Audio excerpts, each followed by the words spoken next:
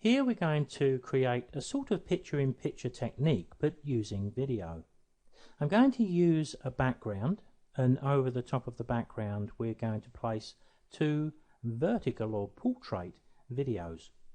Now, if you're wondering how I've managed to create a portrait format video, we'll be covering that process and how that's possible in Photoshop Creative Cloud.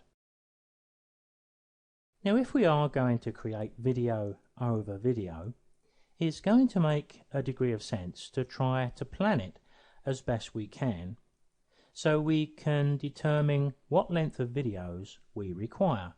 This is done in the interest of making sure we don't overload our slideshow with video that we don't actually see. Now, this planning isn't over complex. All we need is pencil and paper, and we just think through exactly what we want to do. It's going to give us the answer to how much video we need, and also it'll help us when we come to put the whole thing together.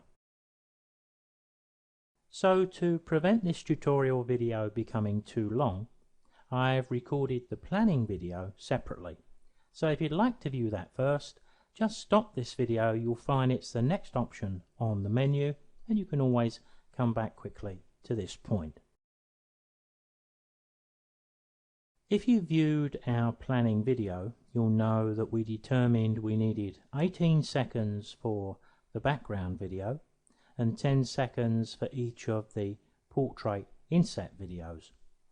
But what we also need to do is to optimize these videos too. And because we're going to be using 3, why don't we do it all in one go? So I'm going to use the Control key to select all 3 of those videos, right click and choose Convert Video Clip, and I can just click the button to convert all. This is only going to take a few seconds, and as you probably already know, it'll create a copy of the original video. It will leave the original video where it is, but it will create a copy with the words .converted after the file name. Once the optimization is complete, I've dragged the optimized video down into my slide list and immediately opened it up into the objects and animation screen, which we're looking at here. One little tip I can suggest is, in a moment we're going to open up 2 other videos, and they're all going to look much the same here.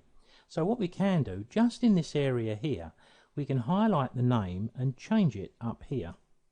So this one is going to be our background, so we could label it. It doesn't change the original name of the video. It doesn't change the name of the video in the file list in the other window. It's just here for our convenience. The next job then is to get the 2 inset videos. Clicking into the grey area to lose the bounding box, top left to open up a video. Make sure we select the converted ones, and we can select both together and open them. You can see what I mean, they would all look the same. I'm going to select both of those and both of the keyframes just for a moment, because if I go to the animation tab, I can just drop the size of these down a little bit. I just want them away from the top and bottom. I think they look much more attractive when they're presented in this way. Now, it may not be a bad idea if I select the top one here and just click and drag on the pan. And we can see I want this one facing in and that one facing that way. So this one, I could call this one my right hand bird. And of course we may as well follow through. Just helps us to identify them, especially when we're new to this. So reselecting my right hand bird, I'm going to go back to the animation. I'm going to drag it back a little bit. I'm going to put it at 50.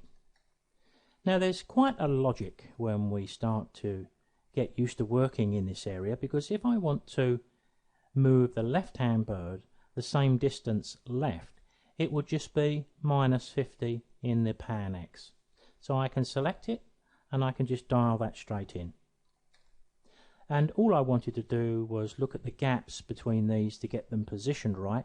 I think they could do with moving into the center a little bit, so I can adjust it. I can put my cursor just next to the 50. I can use the up arrow just to nudge it 3 times to the right, making the left hand bird minus 47. So the right hand one needs to be 47 as well. And now we've got a reasonably nice space between the two inset images. Now let's give the videos just a little more style by selecting both of them over on the right hand side. Go into the Properties tab. I'm going to give them both a border, nothing quite as wide as that. I'm measuring in pixels, but I think we'll choose 5. I think that's going to look pretty nice. And what we could also do, optional of course, but we can come down here and we can apply shadows to both of them. And of course we could go to the customize if we wanted to make some adjustments to these, and we're all going to choose something slightly different. Now we need to set up what we need to happen with these two inset videos, but of course we've got that on a piece of paper. If I select the 2 keyframes, for example, we know that these 2 keyframes need to go to the 4-second point because nothing happens until that particular point. So I can put that value over here.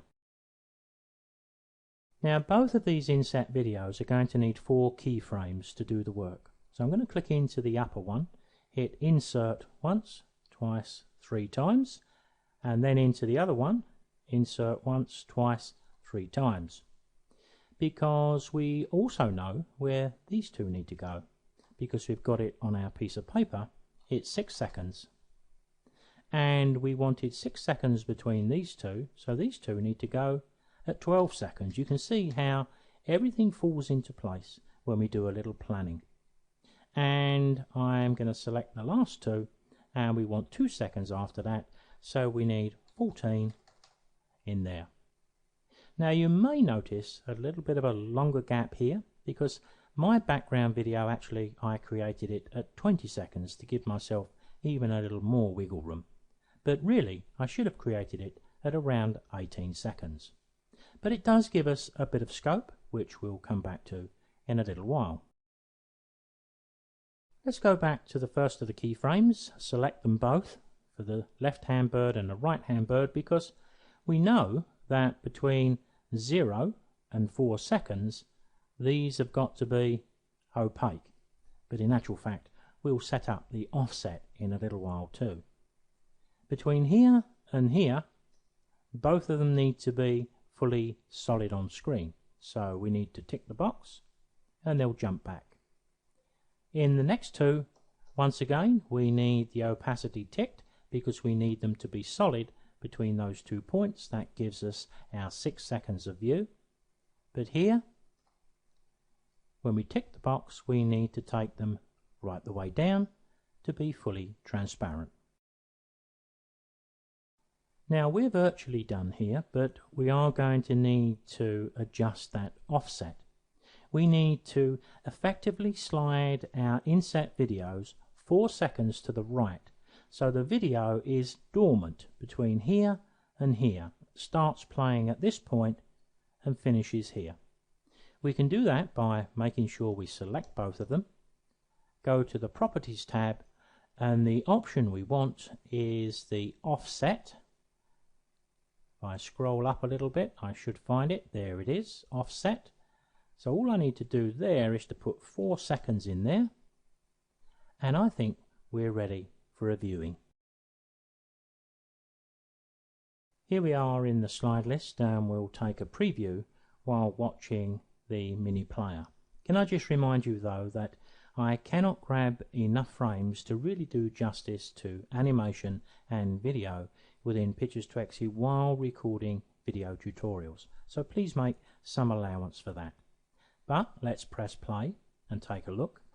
I think it's important when that background video appears that once it fades on, it just needs those couple of seconds.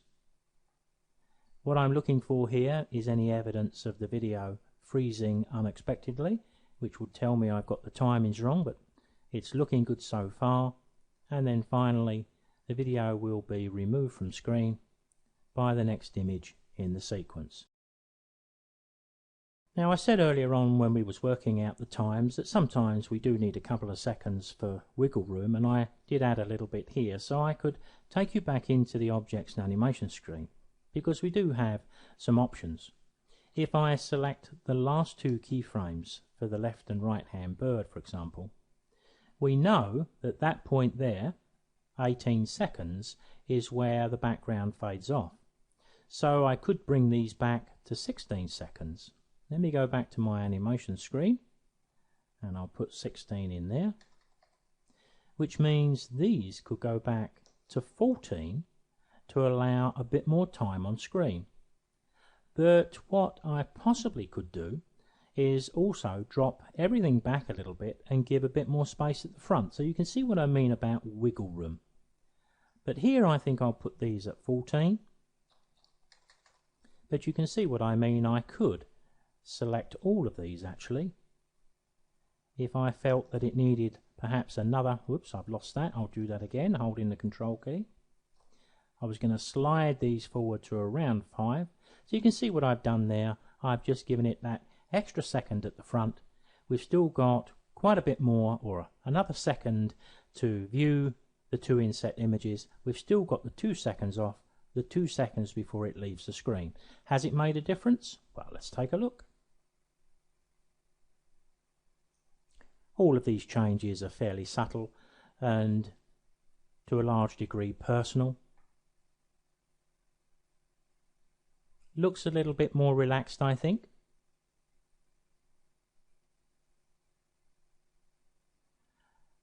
One of the things we may consider doing, if I stop that at this point, is to go back to the video and the objects and animation screen, and maybe we can consider making the background soft when the inset images appear, because it will make them stand out a little bolder. So to bring this video to a close, let's just do that to finish off. I'm going to select the background, which shows me all of the keyframes for the left and right bird, but also the background. So I could slide this along to this point, because I know from this point to this point these are going to fade up. So if I placed 3 more keyframes in here with the insert key, 1, 2, 3, I move that one to line up with that, and that to line with that, and that to line with that. And what we do with the background only is between this keyframe when the background is sharp to this one, we make it soft. So we would need to pick or turn on the blur options and blur it.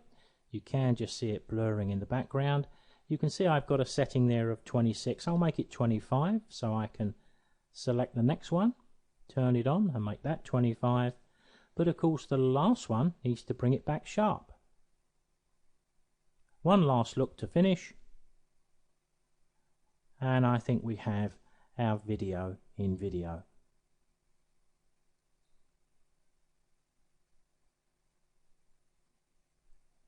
It just makes the 2 inset images stand out nicely. But of course there are other techniques we could have applied to the background video.